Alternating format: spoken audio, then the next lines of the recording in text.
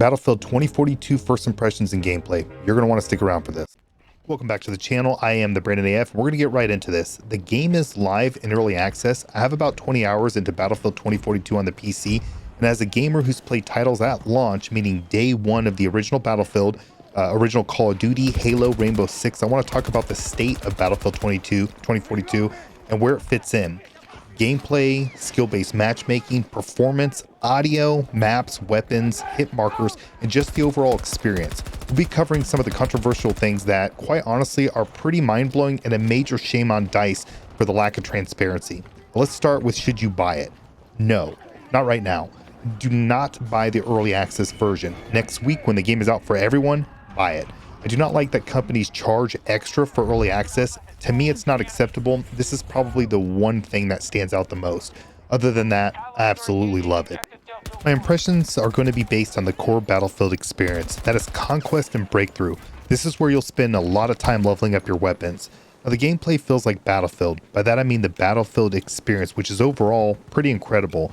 You constantly get into situations that feel like you're in an action movie. In Conquest, you have flags all over the map that need to be captured as each team has tickets counting down for each player's death. In Breakthrough, attackers must capture all objectives in a given sector before they can advance to the next one. No. Each time this happens, attackers get to refresh their tickets while defenders continue to have infinite tickets. Let's go! Of course, if attackers repeatedly fail to capture a sector and drain all their tickets in the process, the match ends with defenders as the winner. In Battlefield 2042, you choose a character and each of these operators has a special skill. From sentry guns to deployable shields or a recon drone, I definitely like this. One thing on gameplay is that aiming feels incredibly smooth with mouse and keyboard. I believe Battlefield would be a game that control players may find frustrating, especially after playing titles like Call of Duty that can pretty much just aim for you with the overwhelmingly strong aim assist. On Battlefield 2042, the game feels like you are in control. I believe this is likely due to the servers being so much higher quality than a game like COD, for example. It's not perfect, and there are times I felt like I should have won a fight but didn't, but it feels like latency versus the game just cheating you out of a kill, like it feels a lot of times with, say, Call of Duty, for example. Especially when you slow down the footage, zoom in 500%, and you can constantly see the hit markers, but for some reason, beyond math and damage profiles, the shots just don't count. Hashtag Activision patents.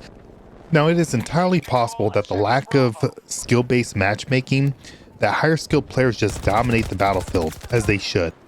I do believe there is some form of skill-based matchmaking because in about every game I played, I was carrying my team quite a bit. I noticed a variety of console and PC players on my squad, however my teams always seem to be pretty far behind in kills.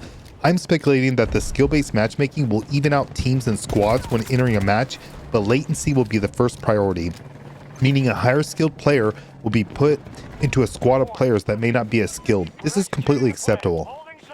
The maps are huge. I feel like the maps can be a bit too big. You find yourself like an Ethiopian trying to qualify for the New York Marathon. You'd be running so much at times. My personal opinion is that the maps can be better, and I'm referring to design. I find maps of Battlefield 3 and Battlefield 4 being better overall, more nostalgic, just they feel more real, more advanced, a lot more verticality.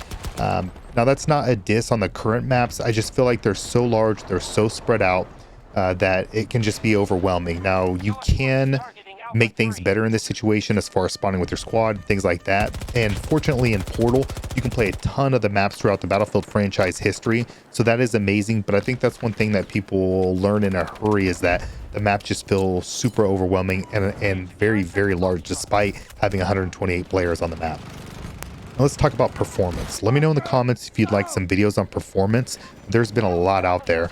Now, there are a few simple changes I've made. At 1440p, I average above 200 frames per second. Now, I have a pretty high-end PC with an overclocked 5950X, 3090 for the Win 3 Ultra, and 32 gigs of RAM at 3733 megahertz, but the game scales pretty well.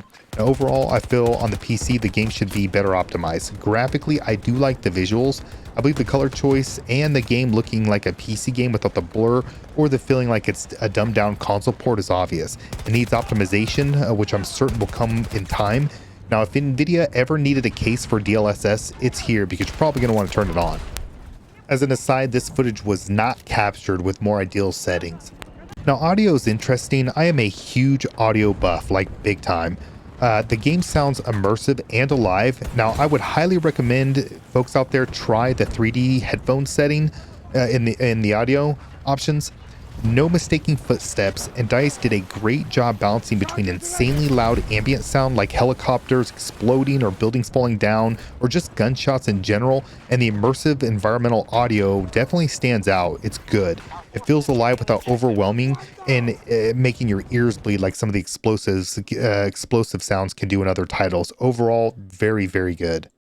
Now let's talk weapons. There are 22 weapons at launch. Now my single biggest issue is how long these take to level up. It feels like ages. Now I have no issues with the weapon variety as it gives you time to develop the skill necessary to handle these. Bullets feel a bit slow on some weapons in terms of velocity, and each attachment I can tell a difference. This will be what will likely differentiate absolute lobby slayers versus the grunts or the foot soldiers.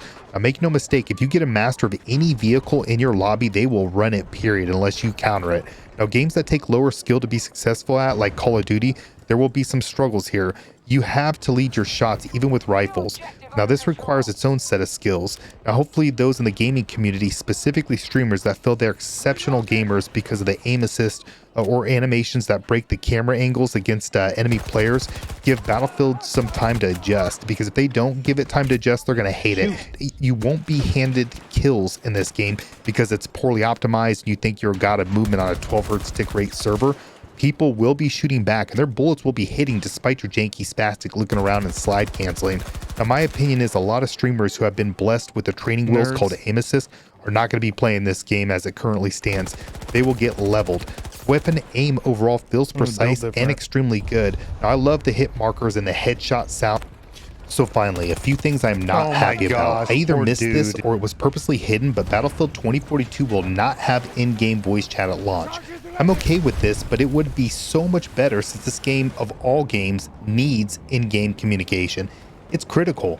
Another thing that stands out is there is a scoreboard that is pretty terrible. I would like to see this cleaned up so we can see how we are doing, and definitely I'd like to see more data on there as well. Now I mentioned this before, but the grind to level guns is a lot. This is a non-issue for those who will play this exclusively. It will take hours to level one gun, and that's if you're good. Overall, I do not have much to add here. Fantastic game and one I'll be playing for years. With Portal and Hazard Zone, which I hope to cover in another video, so please like and subscribe. The sky is the limit on fun and variety. Now again, I will cover these more in the future, and I don't want to stretch this video out, so I do want to say thank you for coming by. I am the bush. Out. See you on the battlefield.